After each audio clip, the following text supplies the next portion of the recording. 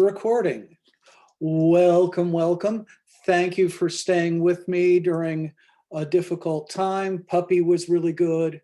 Had to say goodbye to Grandma in Connecticut, and it was 1.5 inches of snow on the ground. So, ick. But anyway, but y'all did good. You stayed with it. Doing something a little different this week. We're going to get to free speech and the free press. So, I'll show you. Well, going to do something slightly different. Rather than the usual extra credit quiz, I have here a discussion. Free speech on campus.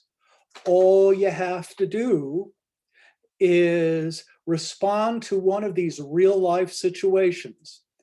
Not grading it on content. All you have to do is say, hey, this is good or bad because, and give a short thing, and you get your 5 points. So students at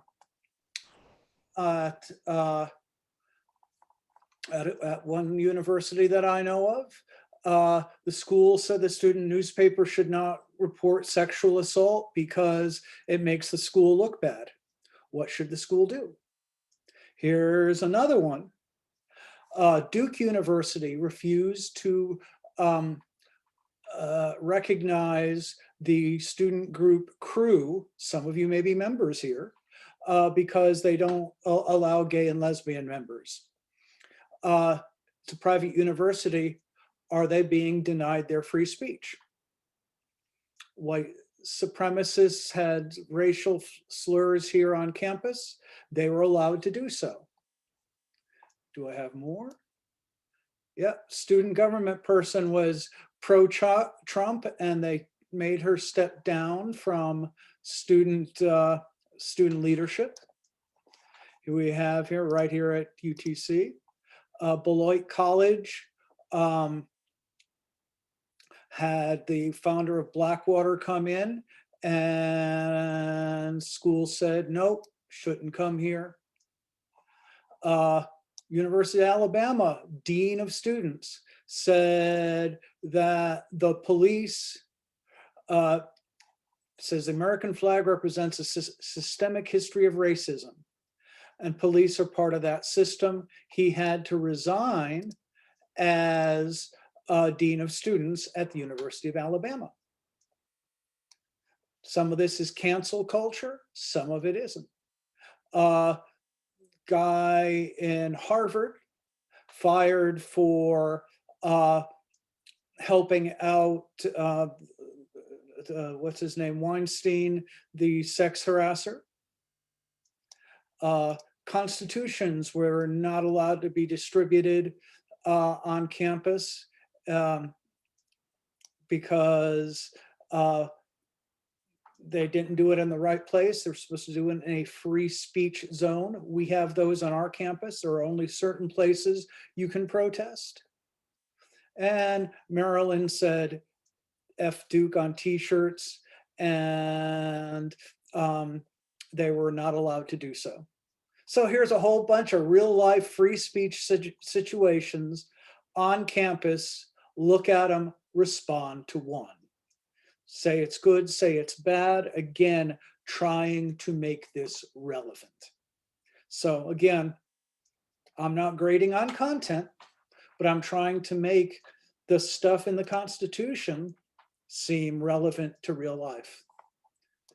Because we're looking at what goes on here. Again, in all the world, America, or what became America, was the place where free speech happened. Why? A couple of reasons.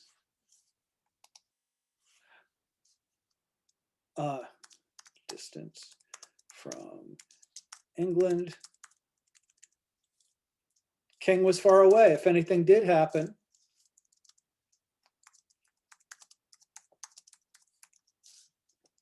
they wouldn't hear about it for a while.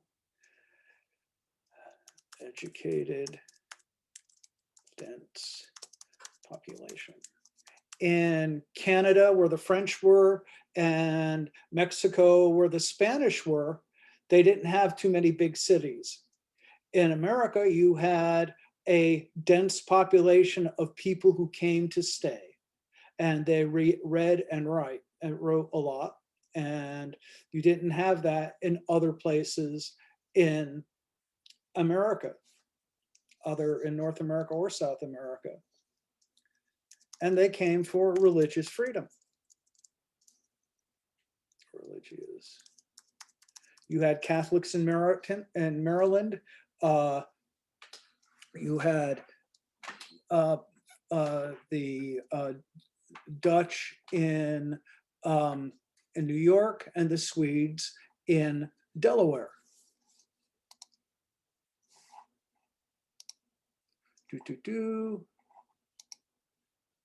Okay, it's kind of different kinds of colonies. Commercial colony in Jamestown, and the Puritans were a religious colony. The Puritans were escaping the Civil War in England. The Puritans actually took over England. They killed and they chopped the head off of King Charles I. So you had a big war there over religion. Catholics versus Protestants, Church of England versus Puritans.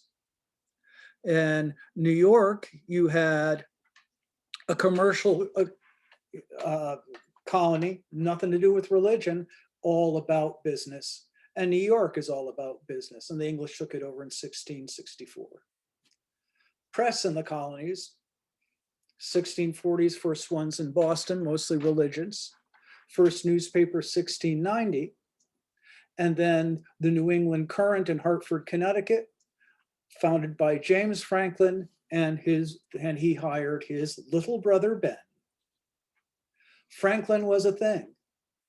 He was our first American. He was a media star, just like Julius Caesar. He started putting his name in the paper. He invented the advice column under the name Patience Dogood. He put together the almanac. He got sayings from all over the country. He was the inventor. He was a postmaster. He was the most famous man in America. Give me a second to get this to load. If you're eligible for Medicare, you can get more with the WellCare Medicare Advantage plan. We offer plans with zero or low premiums and copays. Get more with benefits like dental, vision, hearing, prescription drug coverage. Save more with money towards over-the-counter items, plus safe access to care with telehealth services. Get more from Medicare with WellCare. Call 1-844-962-0081. Meet Dr. Benjamin Franklin, our most accomplished, most accessible, and most paradoxical founding father. Benjamin Franklin was the great American genius. His achievements were unparalleled. He was the driving force behind America's first public lending library, first non-religious college, and first national newspaper. As a diplomat, he helped make American independence a reality. Next to George Washington, Benjamin Franklin is probably the most indispensable person when it comes to winning the revolution. And in matters of science, he was nothing less than the greatest thinker of his time. We can certainly compare Franklin's work with electricity with the Wright brothers' work with aviation. Beyond his greatness, however, there was another side to Benjamin Franklin. And that side doesn't always show up in the history books. Throughout his life, Franklin's governed by sexual passions, he says. We're not talking about a guy who's some moral Yes, he liked superstar to here. party. Franklin wasn't above engaging in dirty tricks against his opponents. For more than 200 years, Ben Franklin has inspired and confounded us. He has been analyzed, criticized, and scrutinized by an army of biographers. Yet the essence of the man remains elusive. Benjamin Franklin's the founding father who winks at us. You know, he lets us in on the joke a bit. Ben Franklin, it turns out, is everything we think he is, and a lot more that we never imagined. Yep. He became famous as a writer, as a press person, and then what money does, it buys you time. He was wealthy, so he could get involved in politics and in science. And we see that wealthy people getting involved in politics again and again. Then we had, during Ben's younger time, our first major press trial in the whole world, the John Peter Zenger case, 1735.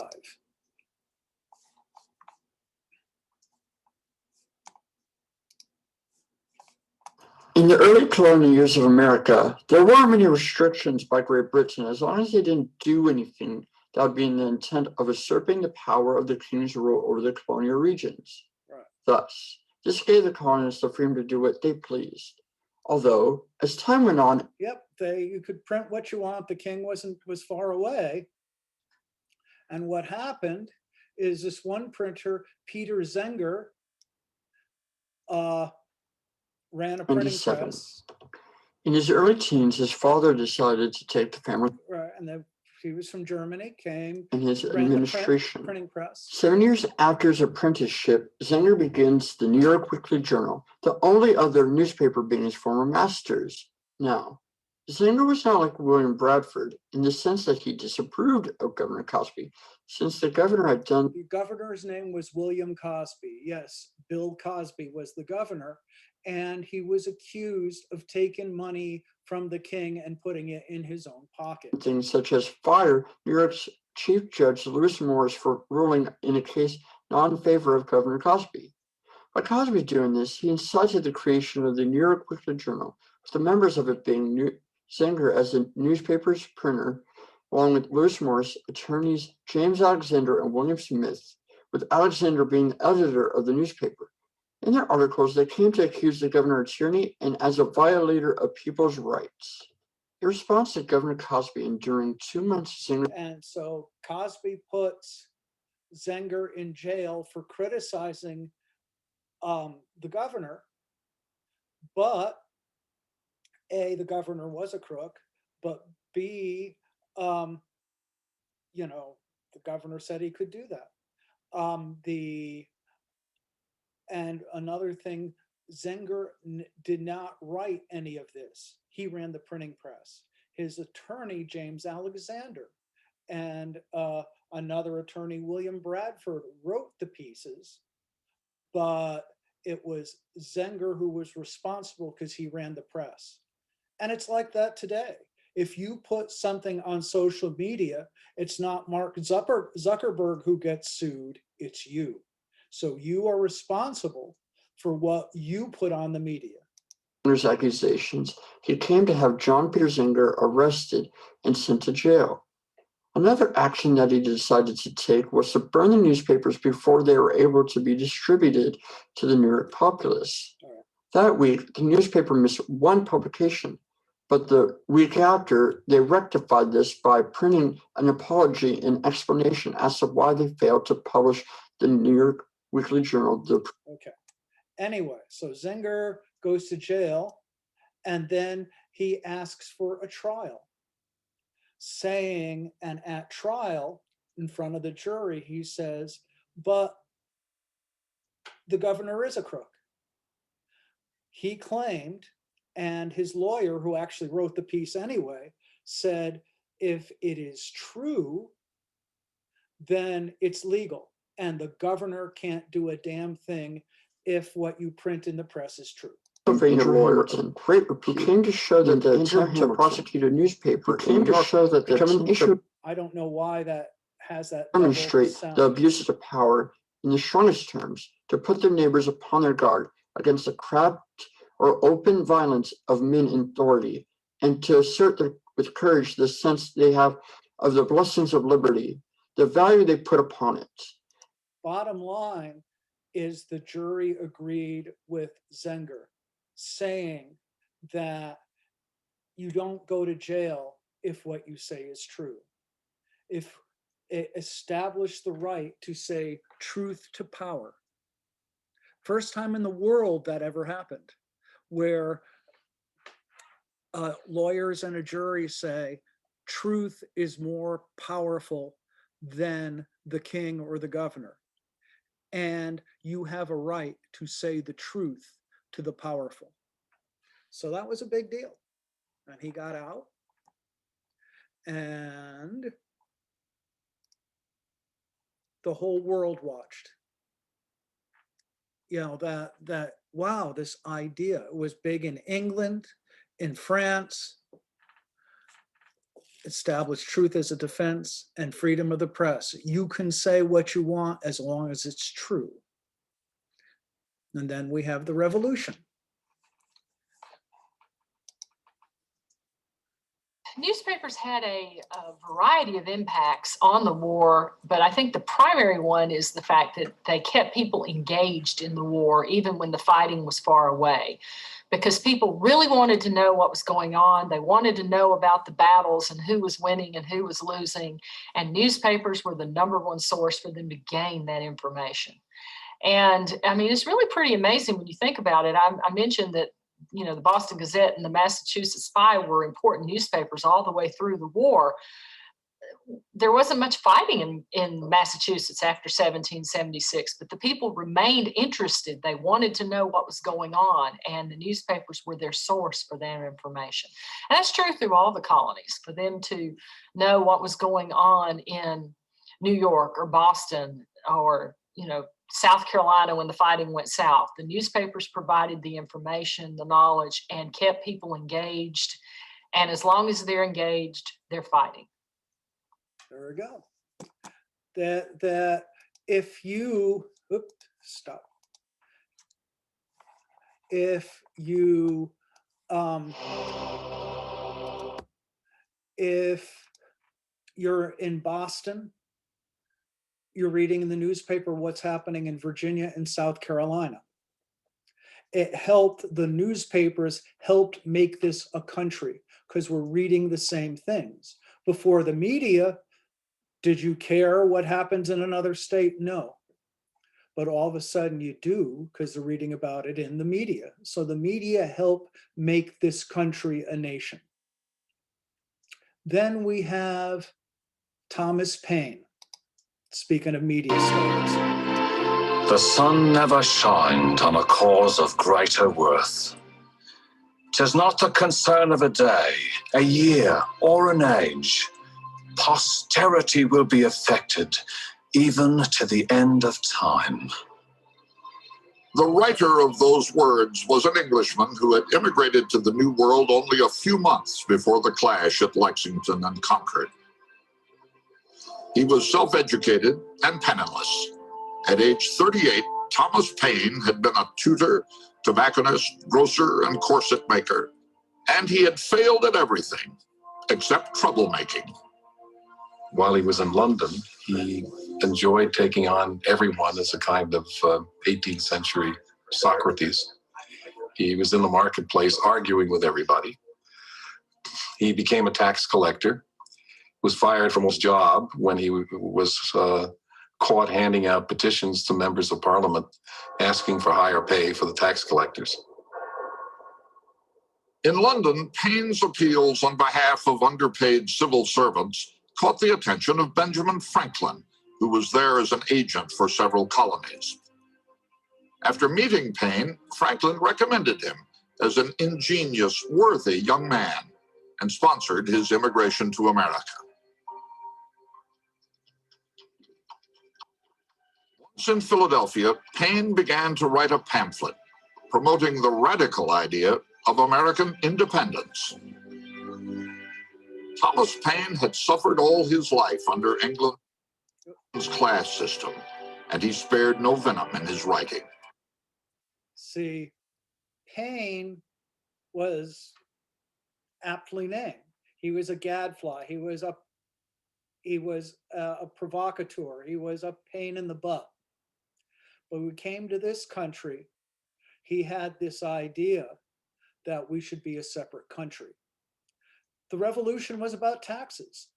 People wanted, they considered themselves English people. They wanted their taxes changed, but they didn't want to be necessarily an independent country. And then here comes Tom Paine, who says, maybe you should be.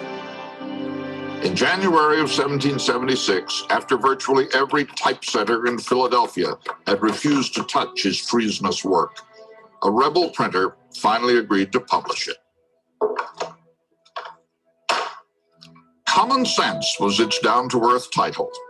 In its 47 pages, Paine attacked the notion that England's king should be seen as a parent to the American colonists. He set out to dethrone the sacred institution of monarchy.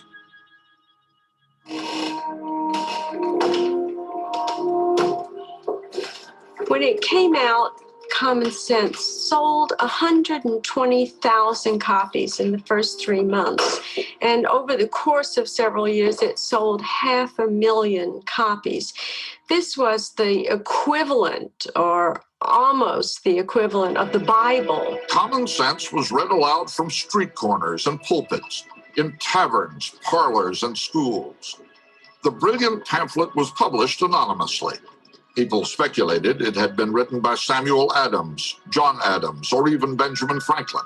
Tom Paine was saying in this pamphlet what a lot of people were now thinking but had hardly dared to say out loud. In other words, that the colonists were at war with England. All right. That all of a sudden you could be a different country. And that was the idea. Independence came from Tom Paine. And then the Constitutional Convention comes up. This is John Adams. John Adams is also a pain in the butt. And he knew that people wouldn't listen to him. But he wanted, after reading Paine, to become a separate country.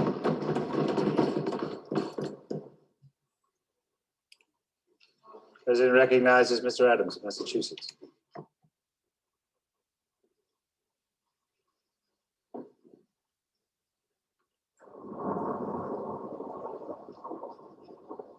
Objects of the most stupendous magnitude. Measures which will affect the lives of millions, born and unborn, are now before us.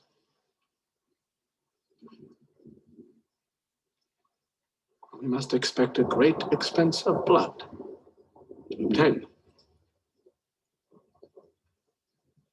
But we must always remember that a free constitution of civil government cannot be purchased at too dear a rate, as there is nothing on this side of Jerusalem of greater importance to mankind.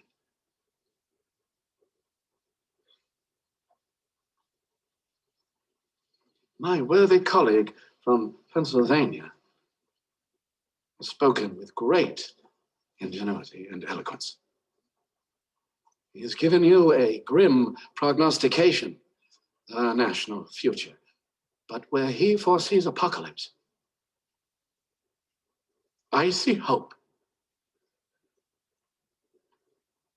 I see a new nation ready to take its place in the world. Not an empire, but a republic. And a republic of laws, not men. Yes, a nation of laws, Gentlemen, not of a king. We are in the very midst of revolution, the most complete, unexpected, and remarkable of any in the history of the world. How few of the human race have ever had an opportunity of choosing a system of government for themselves and their children.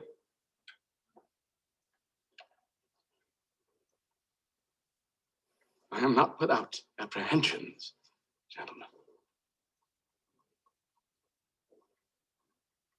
the end we have in sight is more than worth all the means. I believe, sirs, that the hour has come.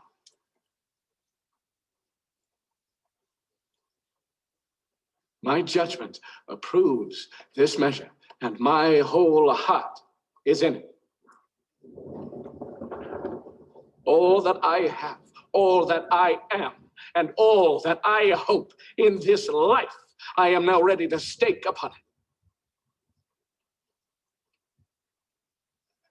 While I live, let me have a country.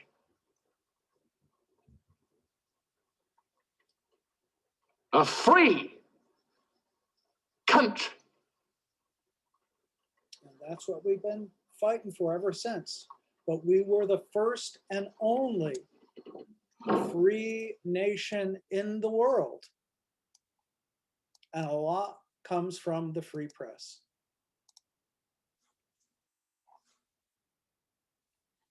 Then, and you saw there was Jefferson looking very dapper, and Franklin and Adams, and they wrote the Declaration of Independence. Problem is with independence, you had 13 different colonies. They had different money, they had different roads. They didn't work together. So 10 years later, we had the Constitutional Convention to try to make a working government. 3 branches of government: executive, legislation, judicial. But what limits? The Federalists wanted to have some limits on what the government can do. And that's what the Bill of Rights is about, the limits of government. And the first one is, of course, the First Amendment, what government can't do. So that's where we'll end it today. We'll talk about what the First Amendment says and why next time. Questions?